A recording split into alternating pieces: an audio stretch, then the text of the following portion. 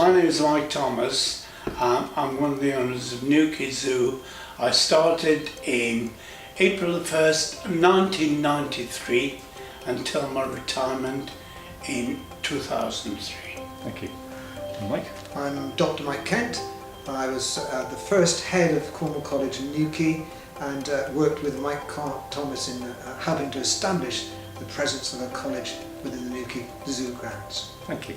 And my name's Mark Norris. I'm an education officer here. I've been here since 1996 and I was part of that set-up team with Cornwall College Newquay, and that's what we're going to talk about how that amazing, innovative, award-winning project came about. I remember that it was 20 years ago, this February, that I first approached Mike Thomas and with the idea, exploring the idea of doing something educational with Mike, with the zoo. What a lovely opportunity it was to me when Mike Kent walked into the office from St Austell College and said, I'm very interested in some of the things they're doing. Well, let's look around, shall we? I'm not a zoo person. I mean, I'm a field naturalist, I'm a marine biologist. So my personal practical interest is being on the shore with marine animals. But I'm also a teacher. So I've been teaching biology, A-level biology, environmental science, and I saw this as an enormous teaching opportunity where there's a term that's used these days where our students could have total immersion and total engagement with wildlife. And as a vehicle for education, it was something that was an unbelievable opportunity. What happened next with that first meeting? Obviously there was a meeting of like minds going, there's an idea here. How did that actually turn into a year later or so enrolling students on the college course? Well, I think that Mike Kent gave me the opportunity to create that big classroom. If he hadn't walked through the door that day, I would have worked at it, but it would have taken a lot longer. And for a start, I met someone who had the same vision as me. In all the preparation, the work that we did to set it up, we never had any quarrel because we're working for the same ends. And as far as we're concerned, we achieved that end. But how we got there was another matter. It's interesting, it just wouldn't have happened if Mike wasn't behind it, totally behind it, total commitment. For me, it wouldn't have happened, certainly not in the time. This is unprecedented, having a meeting in February 1999 and having the first students with classroom facilities in September 2000. Unbelievable. You would not get past a committee meeting to the next committee meeting these days.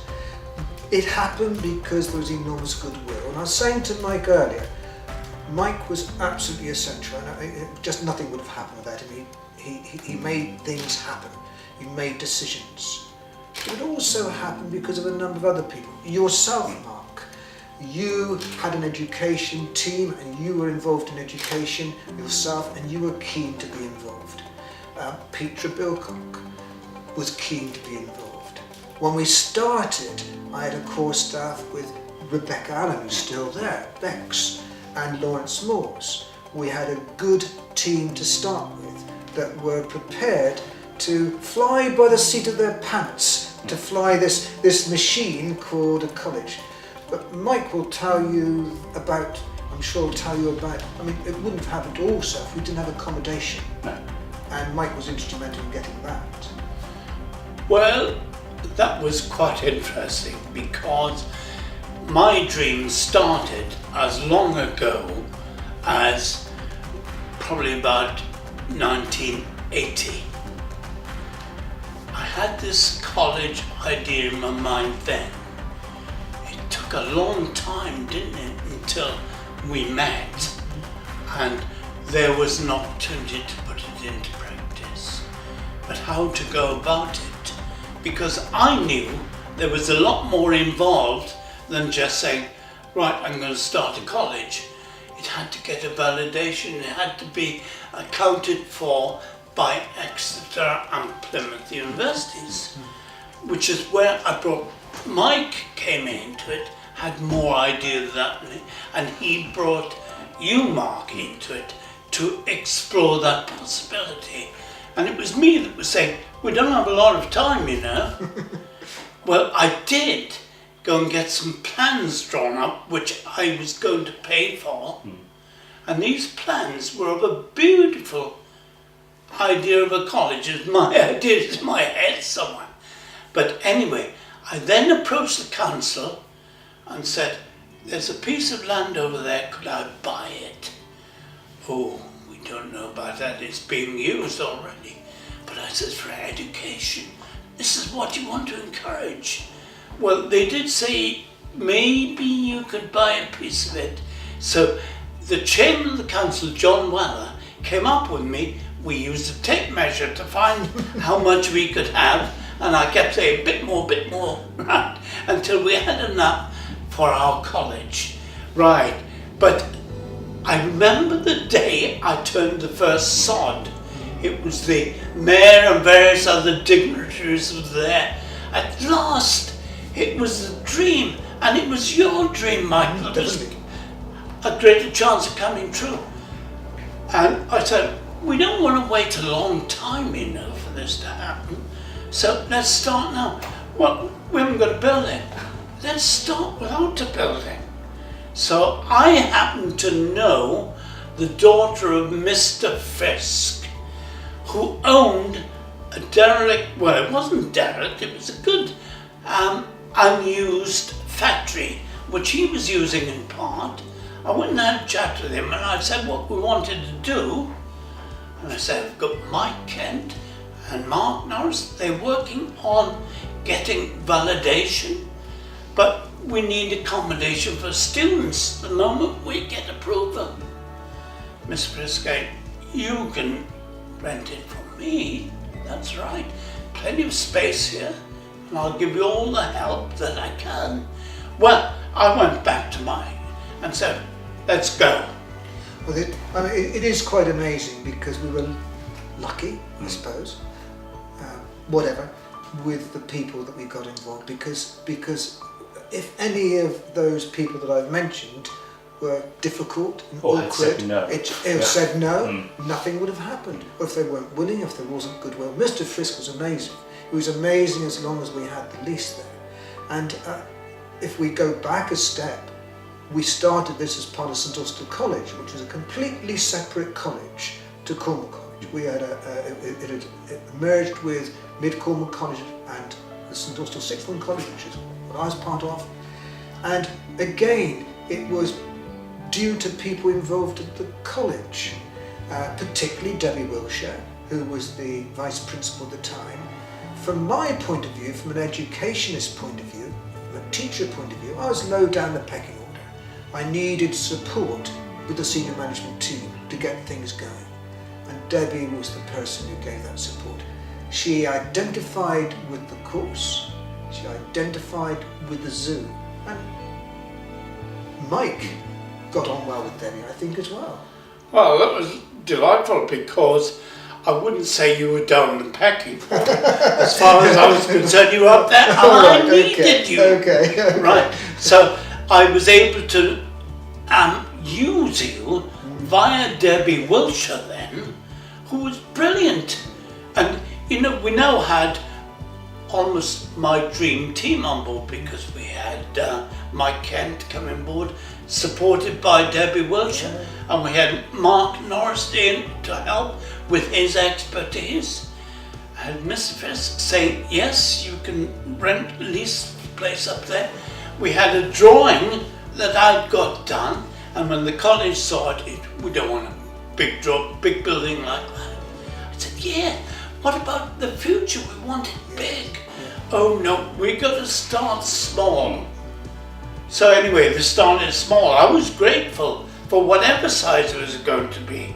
However, my dream hadn't finished at it because I was relying upon Mike. And it was a wonderful time to be doing so, because had we been able to do it, which we did, we were the first college within any zoo within Europe that started such an educational program.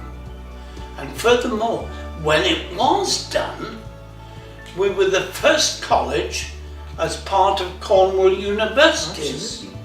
You know, there are two achievements there that we're working towards. Yeah, well, this is the other thing, really.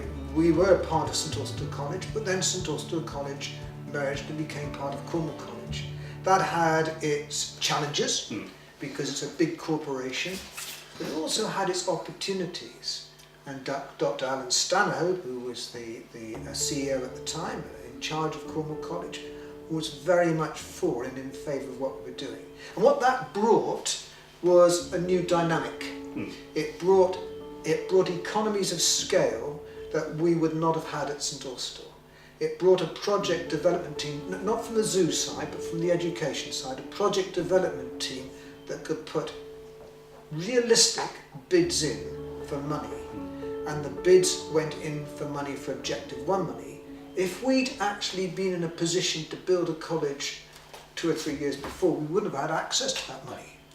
But we had access to the money, and by having Mike making available through Mr. Frisk the accommodation up at the Ealing Centre, we were able to demonstrate the need for a course. We'd already had established a BTEC and HND course before we got the funding, the Objective 1 funding. We had students who could have continued at the Ealing Centre, but by demonstrating that, we showed that we could do it. It wasn't a speculation on the part of the Objective 1 funders. And of course, being part of Cornwall College meant that we had the match funding, and the match funding came from the zoo as well. So all of those things, in a way, they were serendipitous. If things hadn't happened, they were meant to happen. These dreams that Mike had were meant to happen, and they did. Everyone was so supportive, they weren't they? Oh, definitely. You know, from the college, everyone locally, because they thought this was a wonderful thing for Newquay. And it's an exciting, a lot of people said, I'd like to be on that course. Yeah, I know I did. Definitely. It was a lovely thing for Newquay, lovely thing for Cornwall, and a lovely thing for education, because my dreams never actually finish. There's an extension to every dream. And when people were saying, we'll never do this, I said, you will if you get started now. Don't hang about though. And I'd always had this attitude. We had a big education establishment within the zoo with several education officers. I remember one time, when I was standing, having given a talk, and someone was saying to me, you've got lots of these certificates, and what are they for? And I said, well, they're for the way we looked after animals, the way we looked after the staff, the way we looked after the public. I said, this one here is for the work that we do in education, and this one, and this one, and this one. He said, oh, well, surely you should have been a teacher. I said, you're probably right, just look out there. That's my classroom. And that building over there is a culmination in that classroom. I know we were everyone who was working in the zoo then was inspired by what Gerald Durell had done. But I think Jersey Zoo, with their international college, were quite helpful to you, weren't they, as well? We were getting the things together at the speed we had to get them together. It was second home. Jersey Zoo, I used to fly over on such a regular basis, because not to pick the best of theirs to do, but to find out what they were doing, how they were doing, how we could mesh in with that. And that's exactly what happened, because the whole thing worked because of the people involved. And I remember that just before we retired, my wife Jenny and I, we were invited as VIP guests down to the first graduation of our students at Truro Cathedral. There we walked down the aisle along with the Vice Principal. I felt, really, this is working very well. And that was the first one, the first graduation. You know, I thought, I can retire soon. And that was the last day of that group study, wasn't it? Going to graduation. The first day they turned up. I think we sent them home again, didn't we? We just kind of did the register and Oh yeah, went, tomorrow. Yeah. We've got tables and chairs. Going to the Jersey Connection, I mean, it does bring another element of the story, really, and it's a part of the story of Newquay Zoo, that you're part of a big family. You are, enormous family, and this again is where both Mike comes in with his connection with Jersey, your connection with the zoo education, Biaza, and I remember, I mean, I did cherry pick because after being introduced to Jersey by you and by Mike, I went over to Jersey and I went to the International Training Centre. I saw John Farr, and John Farr was enormously generous. I mean, enormously generous. And he gave me the documentation for the international diploma, and he allowed me, it wasn't copied, but he allowed me to use it, to apply it and adopt it. And that was the core, the zoological core, the gardens core of the zoological conservation course, definitely. And John was, as I say, amazingly generous, and that generosity shows through the zoo family. Yes. You know, and that to me was just amazing. So from a purely having to write a document quickly, that helped enormously, because it gave me ideas, and I would have been starting from a blank sheet of paper. Not, you know, with your help as well, the BTEC. At the speed we had to do things at. That was a master's level course, so we had to adapt. But it was fantastic. But it's yet another element of the story which fills me with joy that we have that experience of being part of a family working together. You know, it's fantastic. And that's now marked perfectly by, it's called the Durell Centre, one of those buildings. Yeah, to remember that help. It's a big story because it was after I retired, we were invited to the extension of the college. My drawings didn't need that extension, but they said it's so popular that we can do it now, and there's so many people that have the advantage of that extra education. And what was the culmination was, we had the Zoo Federation had their big conference down here. They didn't go to some of the bigger zoos, they came down to Newquay Zoo, one of the smaller zoos, to the zoo conference, and within it they were shown around the education policy that we are adopting, that Mike was adopting, because it was now taken over from me. Our staff, zoo staff used to teach there. Oh, it's been lovely that two-way operation. So many of our students have gone on to work in conservation, including here. But we also forget that quite a few of our staff have found, you know, sort of permanent teaching jobs and gone into that world. So it's been a lovely two-way thing between the college. And the other great compliment from the Zoo Federation that I was visiting is now you go to many zoos and they're now partnered up with their local colleges running those kind of courses. Oh, yeah. Very much based on, you know, what worked for you, what didn't work for you, and things like that. So that is imitation is going full of flattery.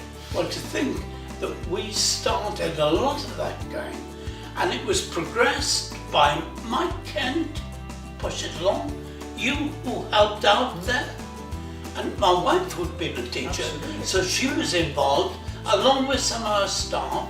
So really, from my point of view, I feel very proud of that achievement. Once an educationist, always an educationist.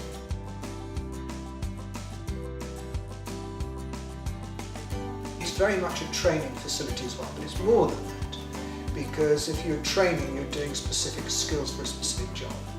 and we could combine both the training and the education. So it became a proper vocational education, because we were always going to get students, this was important to me, we were always going to get students who would not want to progress and not get work within the zoo, within aquarium, within wildlife. And I see students now who have actually graduated from here, who've gone on to other jobs and used those generic skills, those transferable skills, but their motivation, absolute motivation, came from being immersed in this environment. So they could do and practice those skills in a real environment with real people, do business with you and others. And that made teaching so much easier, so much more fun. So yeah, it's I think brilliant. you always said, that the course was a good education in itself. Absolutely. The fact it was about animals and conservation was almost neither here nor there. It was a great chance for them to kind of. It wouldn't have worked without that other bit. Especially for the adult students that we had Yes. coming back into Yeah. education Yeah. to do this. Yeah. which And it's was a time. joy. All of it's education, isn't it? The zoo isn't separate from education. The zoo is a part of it. When you think that zoos were zoological conservation areas, gardens, and a lot is learned from gardens, a lot is learned from animals, a lot is learned from the relationship of people and animals and plants. Those are all the things that are being taught in that college.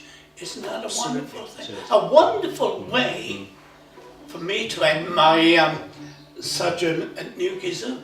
You mentioned your proudest day probably of it. I know when you retired you said, we asked you what was the best bit about running the zoo, and you mentioned setting up the college. You've mentioned going to the graduation day was your sort of proud moment that happened. I was going to ask each of you to kind of finish off this section. What was your best or worst, most memorable bit of that whole college experience? Mine was when I went to the inauguration, the opening of the extension, and Lee Durell said to me, "You must be very pleased." I said, "Yes, they've even done the extension I asked for at the beginning." What would you say was your best or worst moment? Well, no, there's always ups and downs. That goes without saying. But certainly the best moments, because it's difficult to pick one. There are lots of moments. The first time we met, the excitement of starting something. I like the beginning, where you've got a blank sheet of paper, you've not messed it up, and then you go and actually do it, and actually it came to fruition. But I think for me, the greatest memory would be the individual students. The individual students that were given a chance that they would not have had. I remember one, I'm sure you won't mind me mentioning his name, Jonathan Reeve, who came. And Jonathan came with some challenges of his own, very bright, and we provided an environment in which he could work. The zoo did as well.